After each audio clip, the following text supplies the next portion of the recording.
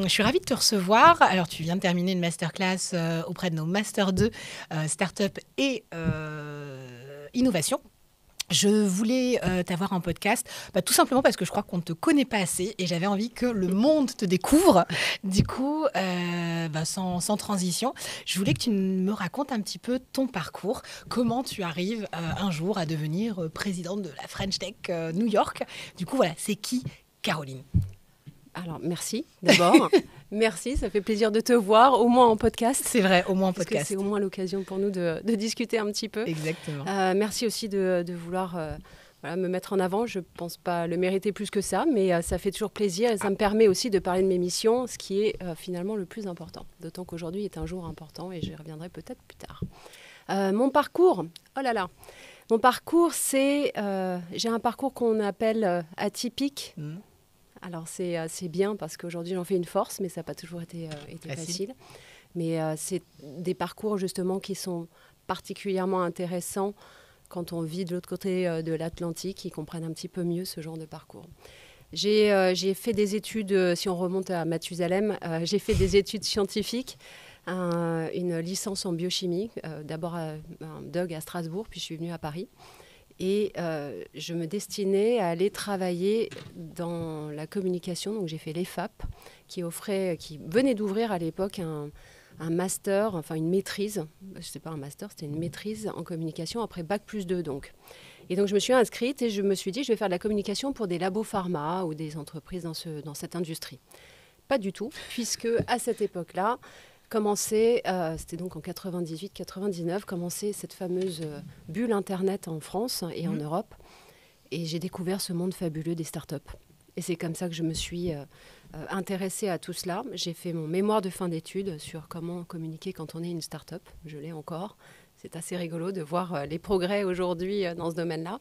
J'ai commencé à travailler en tant que stagiaire, puis dans le premier incubateur de start-up français qui s'appelait Tokamak à l'époque, qui était rue des Jeuneurs. Et voilà, et j'ai grandi dans ce monde-là. Je me suis fait embaucher par une agence et très rapidement, ce qui est devenu mon mari qui était lui-même entrepreneur tech, on avait ce projet d'aller vivre aux États-Unis depuis toujours.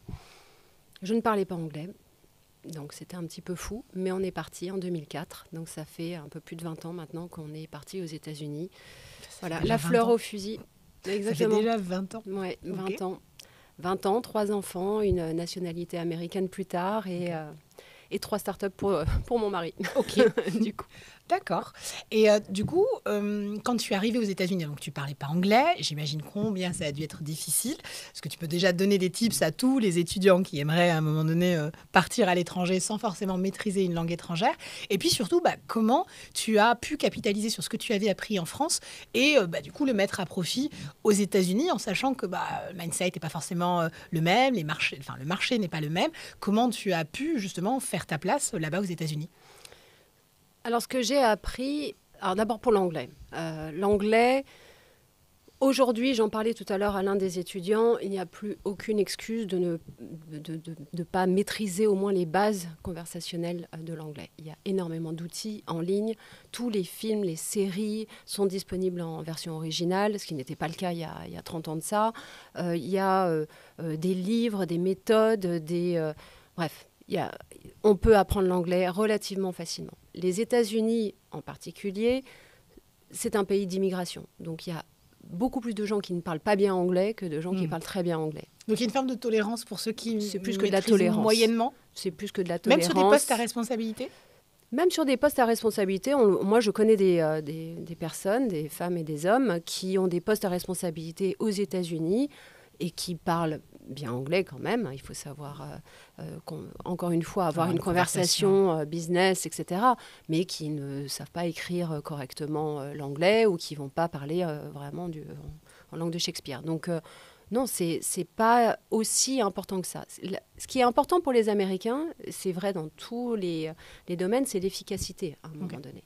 Donc si on sait dire de manière efficace ce qu'on veut et ce qu'on attend, après, le reste se passe relativement bien et on trouve toujours des ressources pour se faire aider, pour comprendre les petites étoiles en bas à droite du contrat. Ok. Alors du coup, comment tu as réussi à faire ta place aux États-Unis. Est-ce qu'on reconnaissait ton background français? Est-ce qu'on t'attendait déjà? Ou est-ce qu'au contraire, tu as dû jouer des coudes pour pouvoir montrer que tu étais capable de faire de belles choses? Un peu de tout ça. Ok. Un peu de tout ça. Cela dit, ce qui est intéressant, c'est que le fait que j'ai pris le risque de venir aux États-Unis sans savoir parler a été relativement très bien accueilli en fait. Ça ne veut pas dire que j'ai trouvé tout de suite du travail ou des opportunités, mais en tout cas, c'était toujours célébré de manière positive.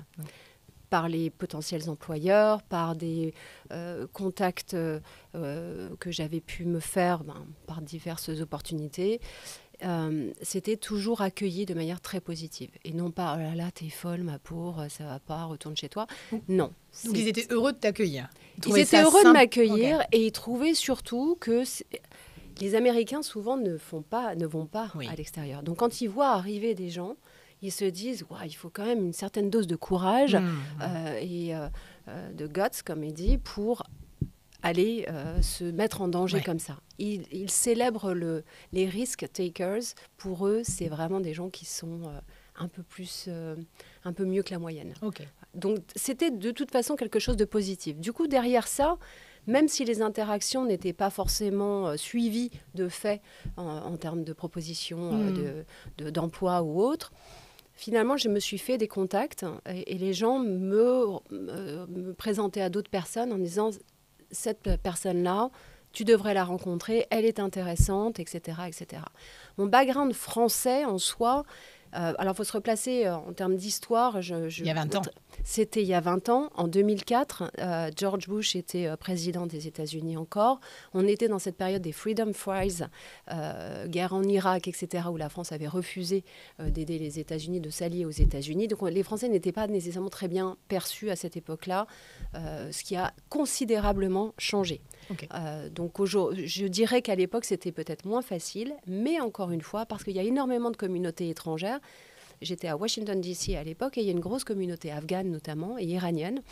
Et ce sont ces personnes-là qui m'ont accueilli le mieux et qui m'ont présenté à d'autres personnes. Voilà, donc comme quoi, c'est ce que je disais tout à l'heure, toujours être curieux et aller vers les autres, parce qu'on ne sait jamais d'où viennent les bonnes opportunités. Et donc du coup, comment tu as enchaîné? Est-ce que tu es devenue toi-même entrepreneur, puisque du coup ton mari l'était, tu étais très intéressée par le fait, par les startups. Est-ce que toi-même tu as créé ta startup? Je n'ai pas créé ma start-up, mais moi, ce qui m'intéresse, et ce qui m'intéresse toujours, ce sont les entrepreneurs eux-mêmes. Okay. Alors, j'aime beaucoup leur histoire. J'ai toujours été un peu fascinée par justement ces personnes qui sont capables d'innover et de penser le monde différemment. Donc, au-delà de l'entrepreneuriat, c'est vraiment l'innovation pour moi qui était un driver et comprendre d'où ça venait et de pouvoir les soutenir dans leur démarche. C'est pas simple. En tant que entrepreneur, on se retrouve souvent dans des situations qui sont quand même très compliquées, surtout dans un dans un modèle de financement start-up où tout va très très vite, tout est très dramatique au sens anglais du terme, c'est-à-dire que les proportions sont beaucoup plus importantes. Je trouve que c'est très intéressant de les accompagner. Donc, je n'ai pas créé ma structure, j'ai créé une structure de consulting plus tard, mais au départ, j'étais simplement freelance et j'ai essayé de faire ce que je savais faire, à savoir les accompagner en termes de communication. J'ai aussi travaillé pour apprendre l'anglais et pour me faire des connexions dans des ambassades. J'ai travaillé pour la Commission européenne à Washington, etc. Et puis plus tard, quand on a déménagé à Washington, c'est là où j'ai commencé à m'intégrer. À New York. Ah, New York, pardon. C'est là où j'ai commencé à m'intégrer au réseau French Tech. Et c'est comme ça, en travaillant pour Business France notamment, j'étais en charge de l'image économique de la France en Amérique du Nord à l'époque. Et c'est vraiment comme ça que j'ai commencé à développer un intérêt beaucoup plus important pour la French Tech qui nous permettait du coup d'être... de faire rayonner cet écosystème français là où je vivais en fait. Donc c'était un lien important pour moi avec la France. Alors du coup justement, les startups françaises aux États-Unis, plus particulièrement à New York, ça donne quoi? Ça donne qu'il y en a de plus en plus. Ouais. Donc ça c'est bien. On est très content. C'est un flot continu qui, je pense, ne s'arrêtera jamais. C'est-à-dire que j'ai entendu, oh là là, mais l'écosystème va moins bien en Europe, en France, donc il y aura... Non. Les Français, de manière continue, viennent aux États-Unis. Alors, il y avait évidemment, numéro 1, la Silicon Valley, avec San Francisco et Palo Alto et le reste. Mais pas que. Los Angeles était très attractif et toujours très attractif, de plus en plus attractif. Aujourd'hui, on en a 15 des communautés French Tech en Amérique du Nord. Il y en avait 4 encore en 2019, je crois qu'il n'y en avait que 4 en comptant Montréal. Aujourd'hui, il y en a 15. Avec Toronto, Montréal et San Francisco, Mexico qui sont comptés. C'est beaucoup. C'est beaucoup, ça veut dire qu'il y a de plus en plus d'intérêt pour les entrepreneurs français de créer des communautés là où ils sont. Ça veut dire que l'écosystème de financement et des opportunités business, y compris aux États-Unis, s'est développé en dehors des deux grands hubs de la tech, à savoir San Francisco et New York. Et ça, c'est très important aussi. Ça veut dire qu'on peut se poser la question aujourd'hui de manière très sérieuse. Est-ce que c'est à New York que je dois aller? Est-ce que c'est à San Francisco vraiment que je veux aller? Ou finalement, est-ce que Miami n'a pas de sens? Ou Austin? Ou Détroit? Ou je ne sais quelle autre ville qui pourrait être très intéressante? Et ça, je trouve que c'est formidable de suivre cette évolution. Les Français dans la technologie ont une expertise qui est aujourd'hui reconnue dans l'innovation, dans l'entrepreneuriat. On n'a plus honte aujourd'hui d'être français quand on arrive aux États-Unis avec un projet tech. Ok. Et donc, justement, tu dis que les Français n'ont pas à avoir honte, mais est-ce que on nous attend vraiment pour le coup? Parce que l'écosystème start-up aux États-Unis est très, très riche. Et puis, pour le coup, je ne vais pas dire plus développé qu'en France, mais c'est que ça reste quand même un peu l'origine de la start-up. Est-ce que véritablement il y a de la plus-value à y être? Est-ce qu'aujourd'hui il ne faut pas s'orienter vers d'autres régions du monde qui sont aussi en train de pousser, notamment en Asie par exemple, ou en Inde, ou même en Afrique? Est-ce qu'il y a toujours de la pertinence à aller aux États-Unis quand on est une start-up, ou est-ce qu'on n'a pas plus intérêt à aller chercher des fonds ailleurs, au Moyen-Orient par exemple aussi? Oui, Moyen-Orient, pour le coup, il pousse beaucoup. Alors, non, les États-Unis restent le marché, le lieu dans le monde où il y a un écosystème entrepreneurial, start-up, mais qui est absolument imbattable. J'ai donné ce chiffre il y a quelques temps déjà, mais qui est toujours valable, à 10 milliards d'investissements juste dans les technologies, juste sur New York. C'est 8 milliards en France à la même période en 2023.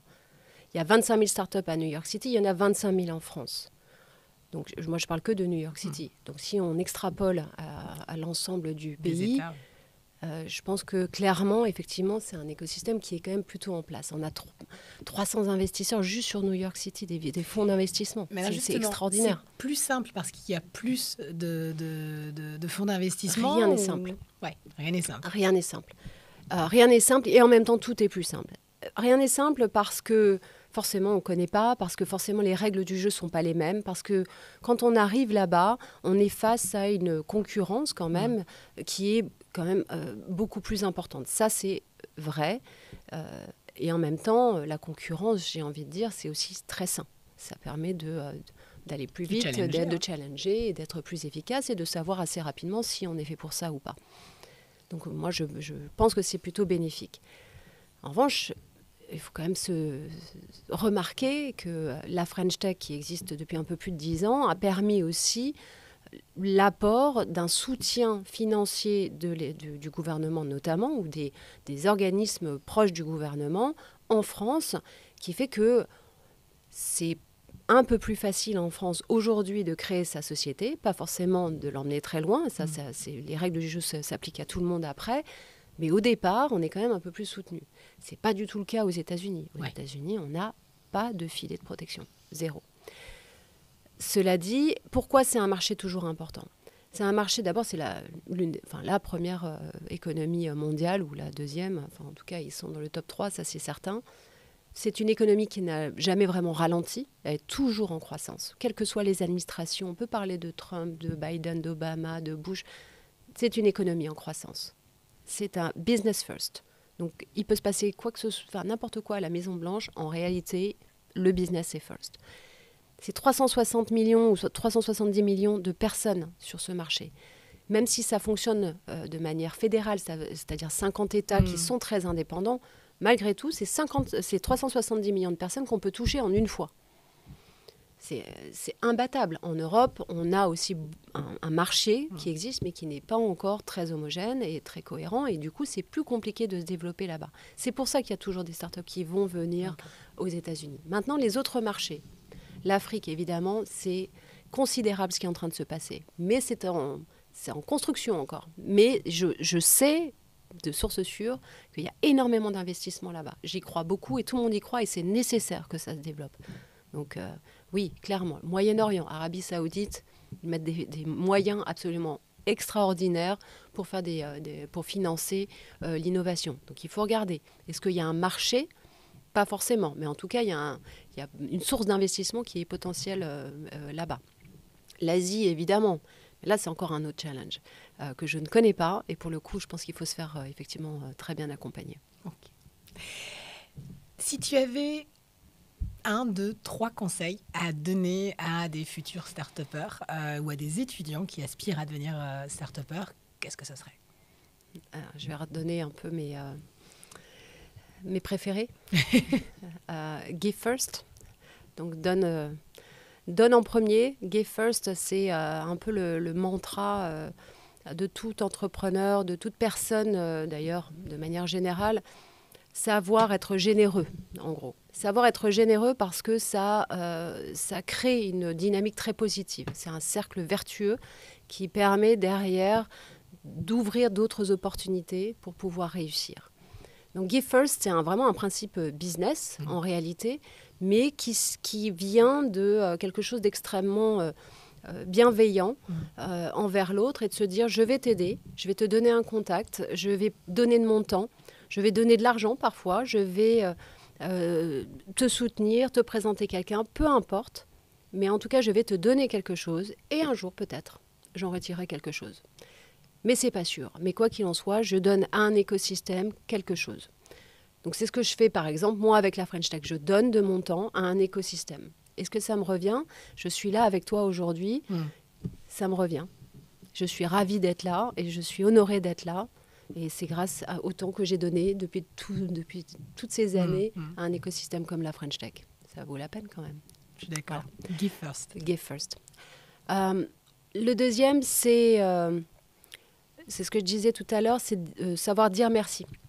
Parce que dire merci, c'est important de prendre la peine de reconnaître qu'une personne a justement donné quelque chose et a pris ce temps, a pris cette énergie dans sa journée, dans son agenda pour aider, et même si c'est une transaction, même s'il y a un échange de bons procédés, que c'est win-win, je pense que c'est très important.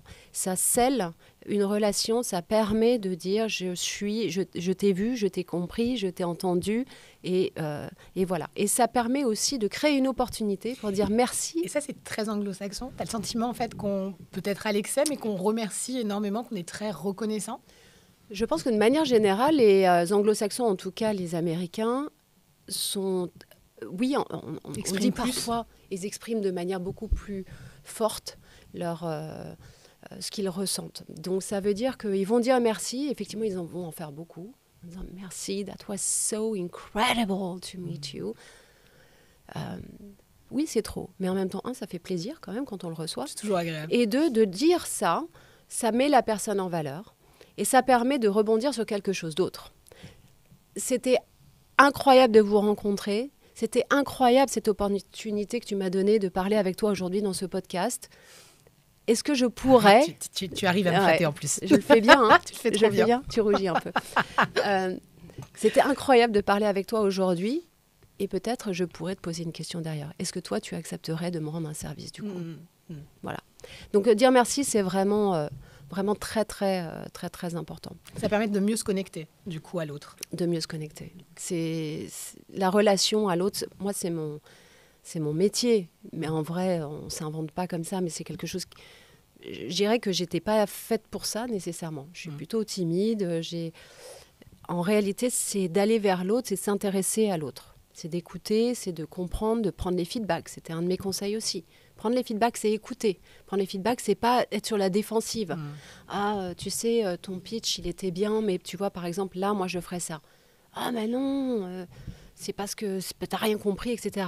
Ah non, non, non, c'est pas ça. Le feedback, c'est quelqu'un qui perçoit quelque chose. C'est vrai, c'est pas vrai, c'est pas le sujet. C'est de savoir c'est perçu. Comment c'est perçu. Il faut le prendre en compte, voir si c'est un pattern, quelque chose qui se répète beaucoup de fois, et du coup, en tirer les conclusions. Parfois, c'est des conclusions qui sont non, ça valait rien, et parfois, c'est des conclusions, finalement, il a mis le doigt sur quelque chose. Il faut savoir écouter. C'est vraiment très important. Et prendre les feedbacks. Give first, remercier. Prendre les feedbacks. Prendre les feedbacks. Alors, il y en a plein d'autres. Arriver à l'heure, en avance, arriver préparé. Ouais. Tu disais quelque chose d'assez juste tout à l'heure, mais c'était sur savoir dire merci et sur l'importance du temps. Et je trouve c'est intéressant qu'on fasse, avant de clôturer, quelques secondes dessus. Le rapport au temps est complètement différent aux États-Unis qu'en France. Est-ce que tu peux nous en dire quelques mots ? Quand j'arrive à Paris, j'ai l'impression que tout va plus lentement. Tu sais que nous, on arrive à dire ça, parfois d'autres pays, mais en vrai, on est assez lent. Alors, côté business, ça donne quoi ? Ça donne que dans une journée, au lieu sur une journée de 10 heures, on va avoir 8 réunions de 1 heure. Et ben, aux États-Unis, on peut en avoir jusqu'à, peut-être pas 24, mais... Ok, donc on est plus efficace, c'est-à-dire qu'on a moins de temps. C'est moins de temps, plus efficace, moins de blabla. Okay. Ça ne veut pas dire que c'est mieux, hein. Oui, c'est juste que c'est comme ça que ça se fait. C'est-à-dire que toute la partie avant le meeting de comment ça va, ta bonne mine, vraiment super, tes enfants, comment ça... Mais qui crée du lien aussi. C'est bien pour ça que je dis que ce n'est pas forcément quelque chose qui, moi, me plaît, mais c'est comme ça qu'ils le font. Okay. Parce que le temps, c'est de l'argent. Parce que c'est... Comme il faut se souvenir que les États-Unis, les personnes aux États-Unis, les Américains n'ont pas ce filet de protection que peuvent être le chômage, l'assurance, etc., etc. Donc toute minute qui passe est potentiellement de l'argent qu'ils peuvent mettre de côté, s'assurer une retraite, etc., que leurs enfants puissent aller à l'école, comme ça coûte cher. Donc le temps, c'est de l'argent, mais il ne faut pas le voir d'un côté négatif. C'est juste que c'est vraiment, il y a une valeur. Ils optimisent beaucoup plus. Ils optimisent. Ils prennent beaucoup de temps pour faire d'autres choses. Ils donnent beaucoup de leur temps à des associations, à des projets caritatifs, à leur communauté. Mais alors du coup, ils subissent moins le temps. Mais ils le contrôlent un petit peu plus. Donc ça veut dire qu'ils vont prioriser un petit peu plus les choses et les meetings. Et surtout, ça va durer 15 minutes potentiellement. Si ces 15 minutes sont intéressantes... C'est énorme. En France, quelqu'un qui te donne un rendez-vous de 15 minutes, il ne te respecte pas. Quoi. En visio. Hein, oui, non, enfin, ils vont même pas en te faire visio, venir pour 15 minutes. 15 minutes, c'est très short. En tout cas, en France, un rendez-vous business 15 minutes, c'est un... 15 minutes, c'est pas forcément sur une présentation. Meeting, quoi. Ça va être un follow-up, par exemple. Mais un follow-up d'un meeting... de 15 minutes, il faut être bien préparé. Ça veut dire qu'il faut avoir un ordre de jour qui est carré, avec des next steps qui sont carrés, et on s'échange juste les feedbacks sur telle ou telle chose. Mais du coup, ça doit être très codifié, parce que un quart d'heure, il faut vraiment être très efficace, et c'est un pitch. En fait, tu évites tout le blabla de « bonjour, comment ça va Ah non, aujourd'hui, j'ai pas l'air comme ci, comme ça ». Non. C'est salut John, donc ça, comment ça se passe 15 minutes, en fait, c'est long. Mais alors, quand du coup, en penses, commerce, c'est un peu comme des techniques commerciales qui expliquent qu'il faut annoncer son objectif dès le départ. Alors que les anciennes méthodes, c'était un peu, on balade un peu la personne pour enfin annoncer son objectif, que j'ai envie de te vendre quelque chose. Et du coup, on enlève un peu toutes ces étapes-là. On commence par, voilà, je te rencontre parce que j'ai vu que tu faisais ça, ou tu m'intéresses pour telle raison, voilà ce que je te propose. Oui, je pense qu'il faut venir droit au but. Ça dépend après de la relation. Encore une fois, on ne propose pas un rendez-vous de 15 minutes dans tous les... Il faut quand même lire un peu le contexte. Mais même en 30 minutes, c'est relativement court pour un rendez-vous français. En tout cas, ce qu'il y a de clair, c'est que la première question, même dans un email, la première question mais n'importe quelle personne, je pense, en réalité, va se poser, c'est « mais qu'est-ce qu'il me veut ?» Donc, c'est quoi ton objectif ? Je reçois des emails parfois qui sont un petit peu « ah, je voulais prendre des nouvelles, etc. » Puis ça tourne, pas des Américains, hein, et ça tourne un peu autour du pot. Il y a des moments, ça ne veut pas dire qu'on est mal poli en disant « bonjour, je vous contacte parce que j'ai ce projet et j'aimerais vous demander ça ». Ça tient en 4 lignes, ça évite de perdre du temps d'en descendre 15 paragraphes pour arriver à la fameuse question, finalement, qu'est-ce qu'il me veut ? Et c'est pareil en meeting. Sans être agressif, c'est simplement de montrer qu'on qu'on respecte le temps de l'autre en disant voilà pourquoi tu vas me rencontrer. D'ailleurs, ça souvent, cet échange, il se fait avant d'accepter le meeting. Donc, quelque part, le meeting arrive, non pas pour dire pourquoi on se rencontre, mais concrètement, comment on va faire que ça va fonctionner. Donc, cet arrangement de pourquoi on se rencontre, il est fait en général par email. Et voilà. Un autre truc très important que je n'ai pas dit tout à l'heure, donc j'espère qu'ils vont se rattraper avec ce podcast, c'est la règle du double opt-in quand on présente des gens.